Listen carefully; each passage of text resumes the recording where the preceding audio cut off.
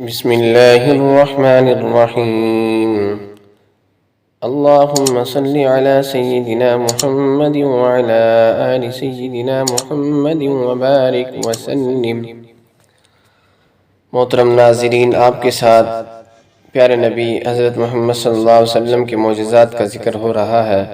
ایک اور معجزہ جو آپ صلی اللہ علیہ وسلم نے بیان فرمایا، وہ لفظ با لفظ وہ معجزہ پورا ہوا، یعنی کہ جو آپ صلی اللہ علیہ وسلم نے ارشاد فرمایا وہی بات اللہ کی طرف سے جو ہے مکمل ہوئی، اور صحابہ کرام کے نے اس بات کو تسلیم کیا کہ جو آقا علیہ السلام نے جس بات کا حکم اور ارشاد فرمایا تھا وہ بالآخر مکمل اور پوری ہو چکی ہے۔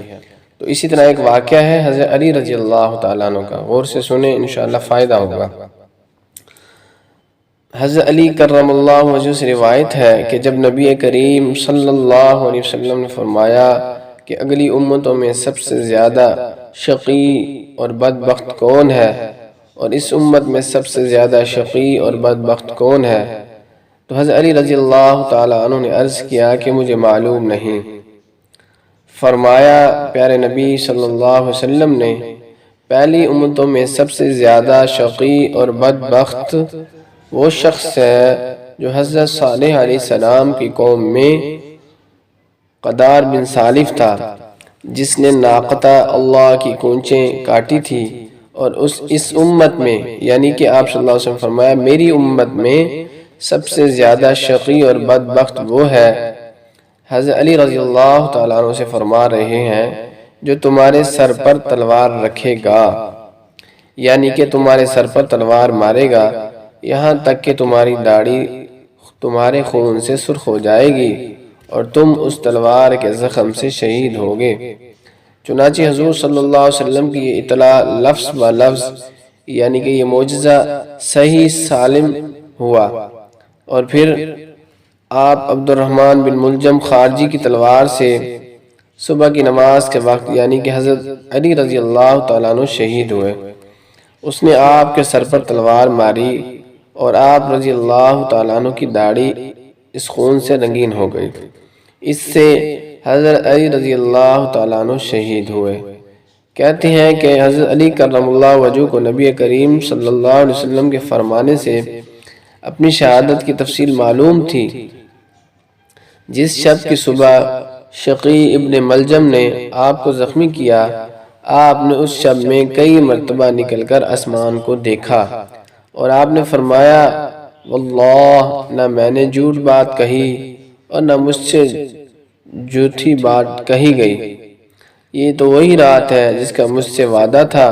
اور سحر کے وقت بدخیں آپ کے سامنے چلانے لگی، سحر کے وقت بدخیں آپ کے سامنے چلانے لگی تو لوگوں نے انہیں بلانا چاہا، تو آپ نے فرمایا ان کو چھوڑو، یہ اپنے غم کا اظہار کر رہی ہیں۔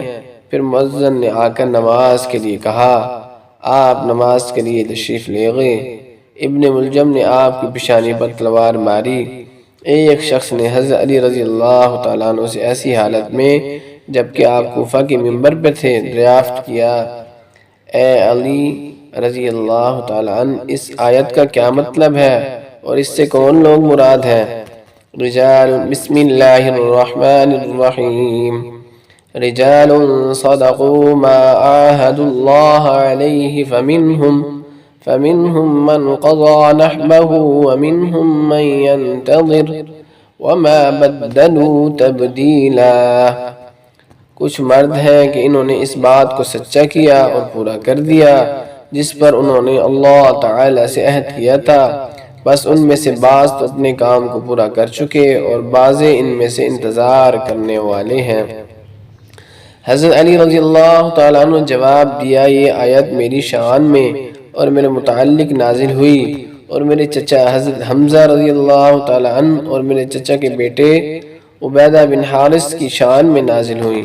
سو عبیدہ نے کام پورا کیا، وہ بدر کے دن شہید ہوئے، اور حضرت حمزہ رضی اللہ تعالیٰ عنہ احد کے دن شہید ہوئے، اور میں منتظر ہوں اس امت کے شقی ترین کا کہ وہ میری داڑھی کو میرے خون سے رنگے گا۔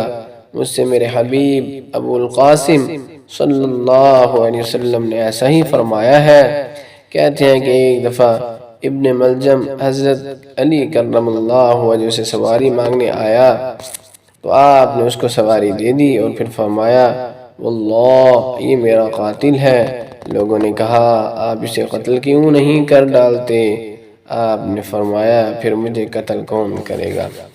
محترم، اس واقعے سے معلوم ہوتا ہے کہ آقا علیہ السلام نے اس امت کے بدبخت اور شقی کے بارے میں بھی بتایا، اور اس سے پہلے جو بدبخت تھا پہلی امتوں کے اندر اس کے بارے میں بھی بتا دیا۔ اس کا نام قدار بن سالف تھا، اور اس بدبخت کا نام آپ نے سن ہی لیا، ابن ملجم، شقی ابن ملجم تھا۔